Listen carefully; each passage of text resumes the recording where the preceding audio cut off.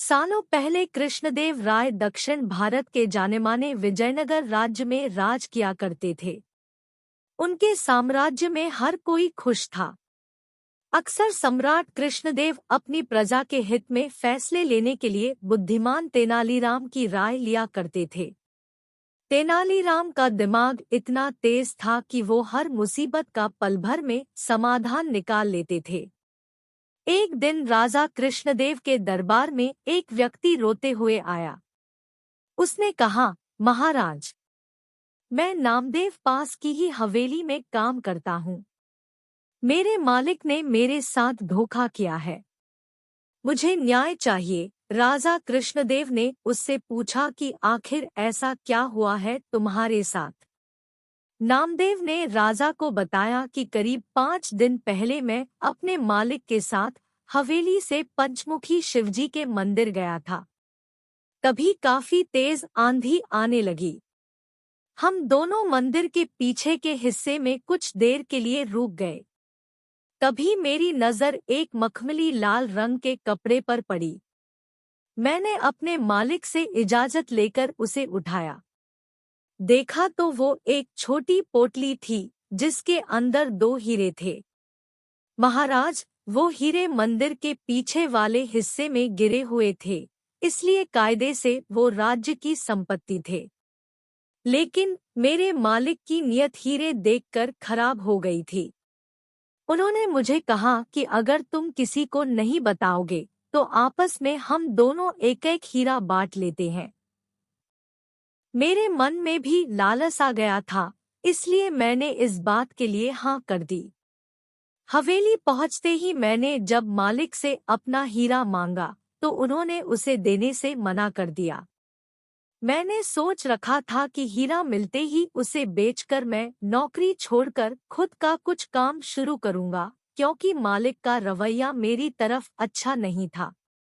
आगे नामदेव ने महाराज से दुखी आवाज में कहा कि मैंने 2 दिनों तक मालिक को मनाने की कोशिश की, लेकिन उन्होंने मुझे हीरा देने से साफ मना कर दिया है। अब आप ही मेरे साथ न्याय कीजिए। नामदेव की बातें सुनते ही सम्राट ने तुरंत अपने सैनिकों को भेजकर अपने दरबार बुलाया। उसके आते ही जब महाराज कृष्णदेव ने हीरे के बारे में उससे पूछताछ शुरू की, जवाब में उनसे कहा कि ये मेरा नौकर झूठ बोल रहा है। हाँ, ये सच है कि उस दिन हमें मंदिर के पीछे के हिस्से में हीरा मिला था। मैंने वो हीरे इसे राजकोष तक पहुंचाने के लिए कहा था। फिर 2 दिन बाद जब मैंने इससे हीरे जमा करने की रसीद मांगी तो यह घबरा गया और सीधे मेरे घर से निकलकर आपके पास आ गया। तब से यह सारी झूठी कहानी आपको सुना रहा है। तभी महाराज ने नामदेव के मालिक से पूछा कि क्या आपने इसे हीरे किसके सामने दिए थे। नामदेव के मालिक ने कहा, हाँ महाराज, मैंने अपने 3 नौकरों के सामने इसे हीरे की पोटली दी थी। यह जानते ही राजा कृष्णदेव ने उन तीनों को बुलवाया।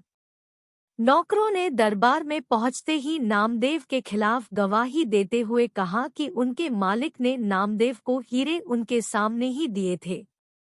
तभी दरबार से निकलकर कुछ देर महाराज अकेले में अपने मंत्रियों से सलाह-मशवरा करने लगे।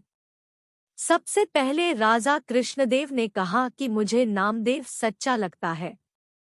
उनके अन्य मंत्रियों ने कहा कि महाराज, हम उन गवाहों को नजरअंदाज नहीं कर सकते हैं। फिर राजा कृष्णदेव ने तेनालीराम की तरफ देखते हुए इशारों में पूछा कि उनका क्या कहना है। मुस्कुराते हुए तेनालीराम ने कहा कि मैं अभी सच और झूठ का पता लगा लूंगा। बस आप लोगों को कुछ देर पर्दे के पीछे बैठना होगा। राजा ने तेनालीराम की बात सुनते ही ठीक वैसा ही किया। दूसरे मंत्री भी राजा को देखते हुए पर्दे के पीछे बैठ गए। अब तेनालीराम ने पहले गवाह को बुलवाया और हीरे के बारे में पूछा। उसने वही पुराना जवाब दिया। फिर तेनालीराम ने कहा कि ये बताओ, वो हीरे कैसे दिखते थे? क्या तुम उनका आकार इस कागज में बनाकर दिखा सकते हो? उस गवाह ने कहा कि वो एक पोटली में थे, इसलिए पता नहीं कि वो कैसे दिखते थे। तेनालीराम ने पहले गवाह को वहीं रुकने के लिए कहकर दूसरे गवाह को बुलवाया और वही सवाल पूछा। दूसरे गवाह ने कहा, मैंने वो दोनों हीरे देखे थे। फिर उसने कुछ अजीब से चित्र बना दिए। फिर तीसरा गवाह तेनाली के सामने आया और उसने जवाब में कहा कि हीरे एक कागज में लिपटे हुए थे, इसलिए उसने उन्हें देखा नहीं। पर्दे के पीछे बैठे राजा ने तीनों गवाहों की बातें सुनी थी। सबकी अलग अलग बातों से यह स्पष्ट हो गया था कि नामदेव सच बोल रहा था और उसका मालिक झूठ। तीनों गवाह को भी समझ आ गया कि उनका झूठ पकड़ा गया है। सभी ने महाराज के पैर पकड़कर उनसे माफी मांगते हुए कहा कि हमें हमारे मालिक ने झूठ बोलने के लिए मजबूर किया था। हम ऐसा नहीं करते तो वो हमें काम से निकाल देते। राजा कृष्णदेव अब सीधे दरबार गए और नामदेव के मालिक को गिरफ्तार करके उसके घर की तलाशी करने का आदेश दिया। कुछ देर बाद ही सैनिकों को उसके घर में हीरे मिल गए। बस फिर क्या था, महाराज ने हीरे जब्त कर लिए और उस पर 30,000 स्वर्ण मुद्राओं का जुर्माना लगा दिया। उसमें से राजा ने 10,000 स्वर्ण मुद्राएं नामदेव को दे दी। कहानी से सीख। इस कहानी से 2 सीख मिलती है। पहली कि किसी के साथ धोखा नहीं करना चाहिए, क्योंकि धोखे का अंजाम बुरा ही होता है। दूसरी सीख यह मिलती है कि बुद्धि से हर किसी का झूठ पकड़ा जा सकता है। वीडियो पसंद आई हो तो लाइक और सब्सक्राइब करना मत भूलना। धन्यवाद।